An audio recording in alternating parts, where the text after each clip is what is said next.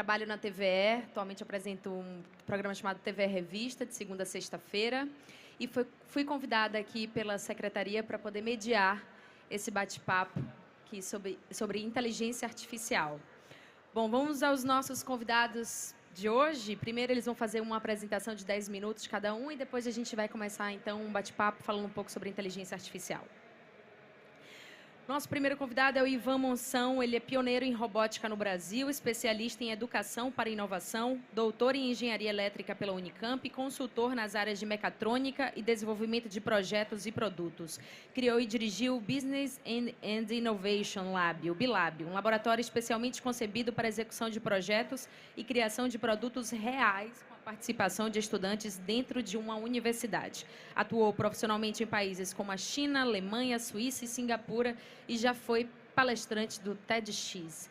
Ivan Monção, tudo bem? Tudo bem. Vamos começar 10 minutos da apresentação do Ivan?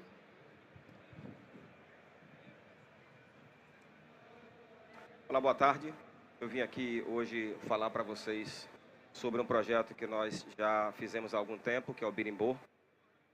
Eu criei esse equipamento junto com um amigo, o engenheiro também Paulo Libonati, e já fizemos uma descrição do projeto, como ele foi realizado, em 2 edições da Campus, então, e do TEDx, como a nossa apresentadora aí acabou de mencionar. Então, quem tiver interesse em saber como o equipamento foi construído, basta buscar na internet que vocês vão ver lá a história contada em 2 versões. Hoje vou falar aqui sobre outra coisa, que é a tecnologia por trás do equipamento. As pessoas sempre me perguntaram qual que é a tecnologia necessária para construir um equipamento desse tipo. E é isso que eu vou tratar com vocês aqui hoje. A minha área de formação é engenharia elétrica, eu fiz o caminho completo até o doutorado, e eu sempre fui autodidata, eu sempre gostei de buscar minha própria informação, e à medida que eu lia, à medida que eu estudava, eu colocava os conhecimentos que eu absorvia em prática. Então, eu sempre tracei um caminho paralelo. Um caminho era a escola, onde eu fazia o que todo mundo faz, e o outro caminho era autodidata, onde eu procurava buscar as informações que eram do meu interesse e implementar esse conhecimento o mais rápido que eu pudesse. Quando eu entrei na universidade, eu também busquei uma maneira de fazer a mesma coisa. O processo de autodidata ele continuou. Então, na universidade, eu rapidamente busquei uma maneira de, à medida que fosse aprendendo o conteúdo das disciplinas e também estudando em paralelo os assuntos do meu interesse, eu pudesse ir materializando essas coisas para meu próprio aprendizado, assim, construindo a minha própria formação. Então, uma ideia que eu tive de fazer com que isso acontecesse foi criando um trabalho de conclusão de curso, um TFG, trabalho de final de graduação ou um trabalho de graduação. A ideia desse trabalho de graduação seria integrar o conteúdo que eu ia vendo nas aulas e o material que eu iria estudando de maneira autônoma na biblioteca, tá certo? Então, eu ia buscando livros do meu interesse, ia estudando os assuntos e ia integrando. Então, basicamente, eu procurei com esse trabalho de graduação buscar conhecimentos em todas as áreas da eletrônica, como eletrônica digital, não sei se estou apontando aqui, vocês não estão vendo, analógica, eletrônica industrial, aprender sobre computadores, como programar, como construir computadores, sistemas de controle, interfaces homem-máquina.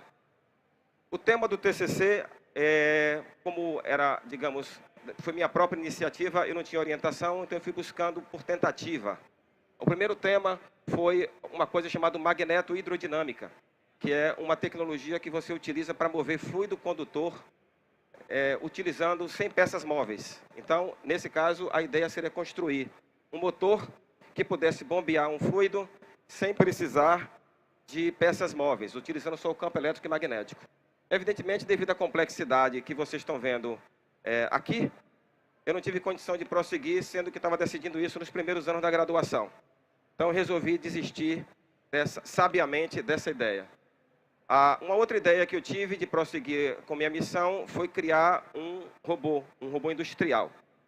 Então, eu comecei a pesquisar o que havia disponível e, basicamente, o resultado do trabalho eu vou mostrar para vocês nesses slides. Esse aqui foi um manipulador que foi construído, ele levou em torno de 2 anos e meio a 3 anos para ser construído. Ele foi feito com material disponível, que tinha perna de mesa, motor de para-brisa de automóvel, catraca de bicicleta, máquina de escrever antiga, um computador de navio que alguém havia doado. Tudo que existia disponível, cabos de telefone. Aqueles cabos de telefone eles foram doados. Nós não arrancamos os cabos nem dos orelhões. Aqui é o teclado onde você programava o sistema. Cada tecla dessa correspondia a um determinado movimento. Essa é a eletrônica de controle do sistema.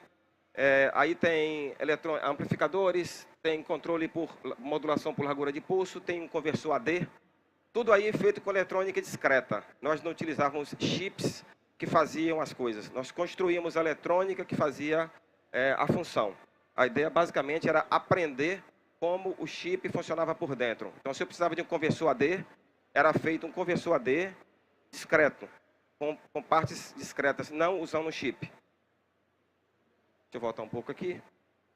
Essa aqui é a parte de trás do sistema, onde você vê aí a eletrônica de controle. Ali na parte, no final, você consegue ver uma catraca de bicicleta, uma corrente de bicicleta.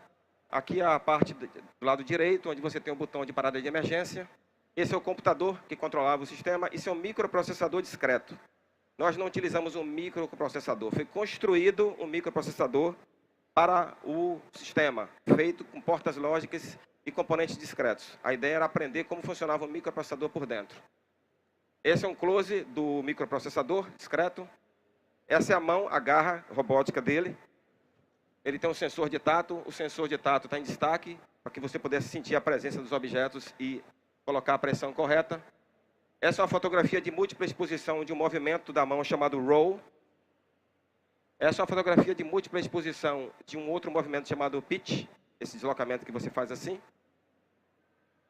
E aí é uma foto minha na época, com ele do lado, programando, para ter ideia da escala do equipamento. Tá? Nós também fizemos algumas incursões com realidade virtual. Essa foi o primeiro equipamento de captura de imagens imersivas que foi feito no Brasil. Eu fiz isso com um amigo chamado Daniel Roseno, completamente automático. Ele capturava 648 imagens de um objeto. Você podia depois manipular o objeto na tela como se ele estivesse lá. Eu criei um laboratório para gerir trabalhos de graduação, onde nós fizemos também uma mão robotizada. Fizemos um plotter, um traçador gráfico de cilindro, né? Tem um cilindro que movia o papel.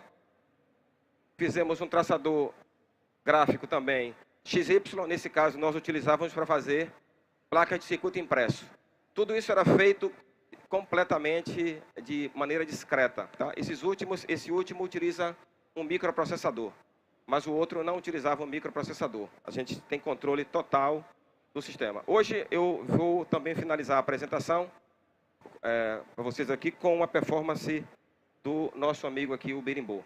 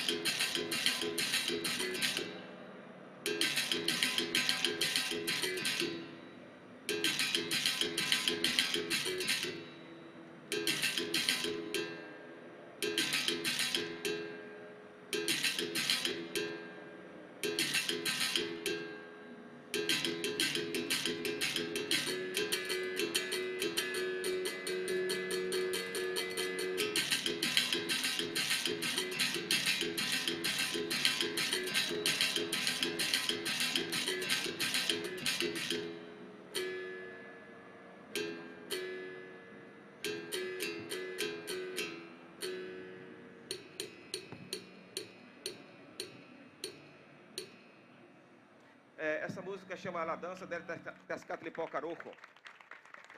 Obrigado. Aí, Ivan Monção, do seu berimbau.